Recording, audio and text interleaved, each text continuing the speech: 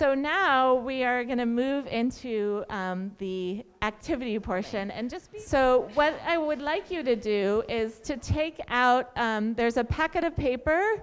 I'm going to show it to you. It looks like this. It says Serious Illness Conversation Guide, like this. Okay? You're all going to have a chance to practice being the clinician. And we have 3 different cases. So everyone's going to have a chance to be the clinician. The other people in your group, one person will act as a patient. And if you're not as good of an actor as Jen, we have scripts for you to follow. And then we have an observer. And the observer has a checklist, like going through, watching what they're doing. So each of you will spend about 15 minutes per case. And your facilitators are going to kind of walk you through how to do this, okay? And then we're going to come back together at 11:15, so be back in the room at 11:15 and talk about what we learned. Is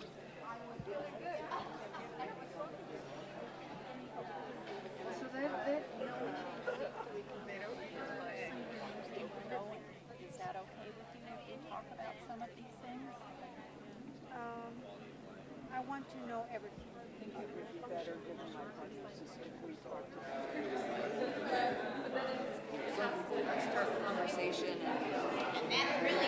All right, so how did it go? Does anyone want to share? And it's perfectly fine to say you absolutely hated it. That's okay. Did anyone have anything surprising sort of happen? Or, yeah, in the back?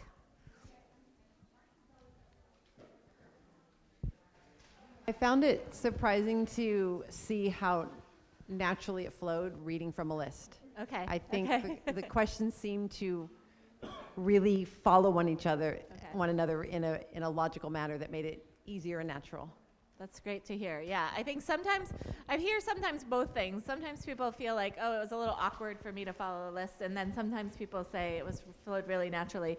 One of the reasons I think that happened is this is probably version 130 or something of the guide. So we spent a lot of time. I actually watched people use it, and then we would do it like 3 or 4 times, and then we would ask them, how would you change it? And so we kept making it. So it's not by accident that happened, but thank you. Other people, maybe that felt like it was hard. Yeah.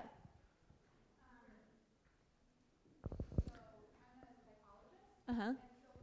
I was tripping or after the fact, reflecting on it, thinking about how do I talk about prognosis? Mm-hmm. I think I would still be somebody who should be having this conversation, but it's definitely the importance of having more communication with the doctor, and then in that case, I would have to get a release, make sure that and they know, and so then the dynamic of the therapy changes, and so there were just so many different variables there. I think you bring up a really great point and a challenging one. So what do you do for patients if your role is not one where you would give prognosis? And I think you actually can have a lot of input here. And I'll give you an example of we rolled this out in primary care, and we had high-risk primary care RN case managers that were using this.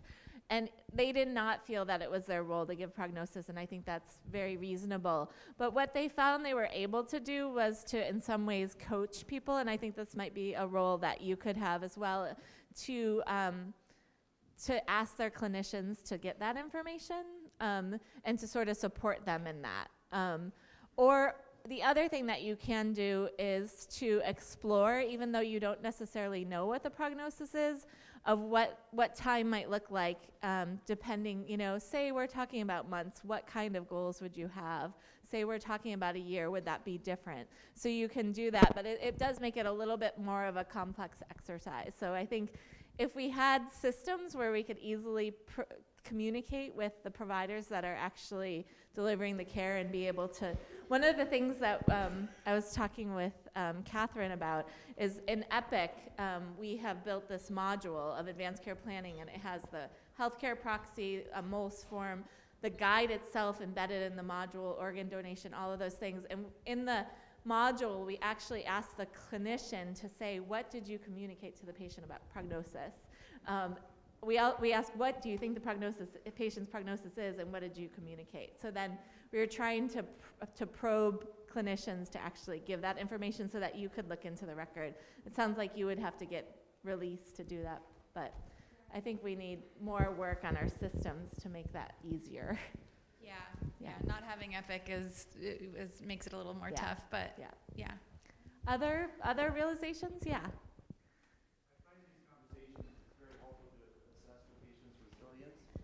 What's the single best question you would recommend to all of us for assessing a patient's resilience with these kind of conversations?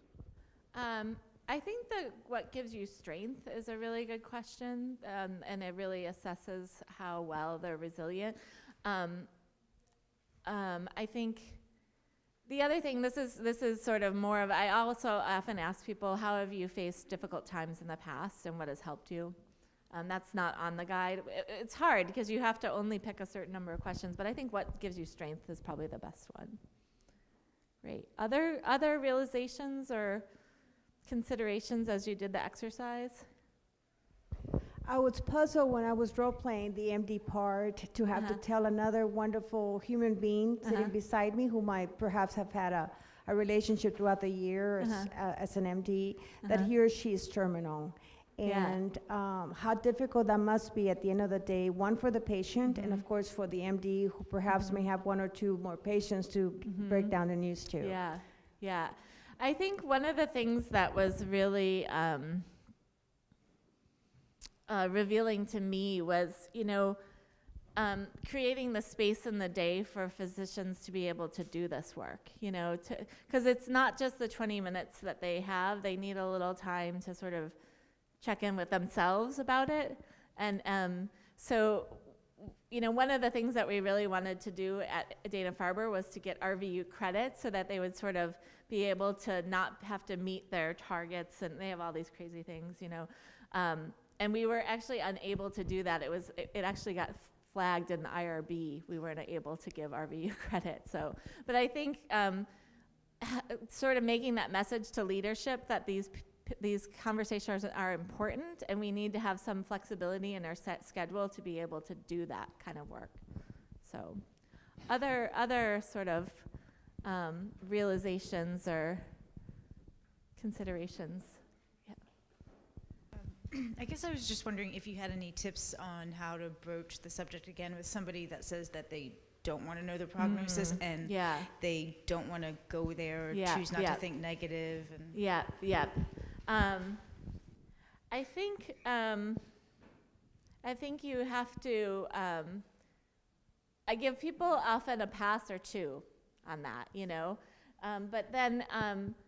Sometimes really naming the consequences of not talking about it is useful, and then also sort of letting them know that you're not really going to let them off the hook, that you're going to keep coming back to it. Because if I know I used to go to this personal trainer, and I hated doing these particular exercises, and he would always say, well, I'm not going to not do it. So then I would just start doing it, So sort of letting people know that you're not going to let them off the hook is sort of a way to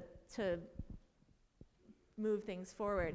The other thing is, we don't have this up there, but on our website, we have this clinician reference guide, and we have scripting for what to do for patients that don't want to talk about it. So if you log into the website, it's portal, P-O-R-T-A-L, .Ariadne, and I'm going to spell that out. It's A-R-I-A-D-N-E,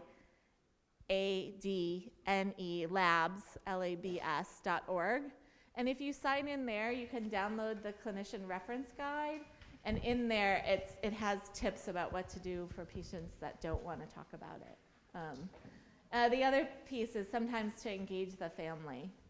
Sometimes engaging the family can be helpful. Yeah. Repeat it. Yeah, so it's portal, P-O-R-T-A-L. What's that? Oh, P-O-R-T-A-L. Ariadne, A-R-I-A-D-N-E, labs, L-A-B-S.org.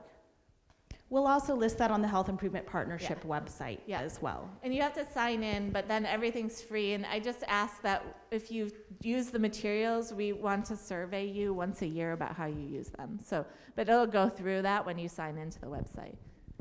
You know, I have a little bit of mixed feelings about what you just said for a patient who doesn't want to talk about this. I know you only did this with English speakers, but there are some cultures that don't necessarily value the work of dying that we're talking about here. And I don't know how to approach that situation with a patient from another culture who maybe culturally really just doesn't want to go there. And I don't know whether I should impose our values of, you know, there's important work to do about the work around dying, and you need to do that when maybe that's not appropriate for them. Yeah.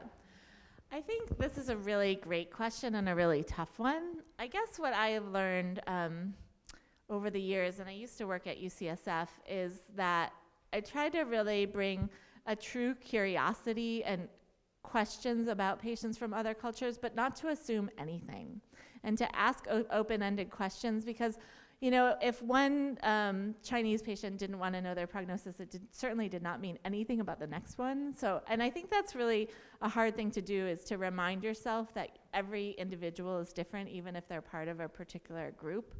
And then to ask a lot of open-ended questions. And then the third thing that I think is so hard, I think we get sort of used to our ways of doing things, is to sort of accept different ways of doing things. And, you know, examples would be, you know, people that don't want to know their prognosis. I would say this is a super common one. And, you know, I oftentimes am talking with our house staff at the Brigham. You know, they call me and they're like, the patient doesn't want to know their prognosis, and blah, blah, blah. And I'll be like, well, so, you know, have they asked anyone else to help them make decisions? And they're like, oh yeah, they just want the daughter to do it. I'm like, well, actually, we don't have a problem that, you know, it may not be as much of a problem as you think.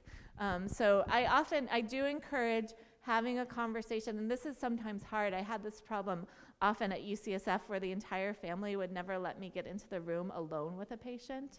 And, you know, that would be really hard. And I would say, you know, it's really important to me that I have an opportunity to talk with your mom alone with the interpreter, you know, so that I can really be sure that I'm following their wishes. And sometimes in those cases, they would say, no, I actually want to know everything. And my daughter is trying to protect me, but it's actually not what I want. So I think those are the things, is ask open-ended questions, don't make assumptions, and talk to your patient alone so you can really understand what they want. Those are my only suggestions. I think it's really, and the other piece is it's really hard. It's, you know, it's hard to do good work in this area. Okay, other comments? Yep. So I want to talk about the value of the guide.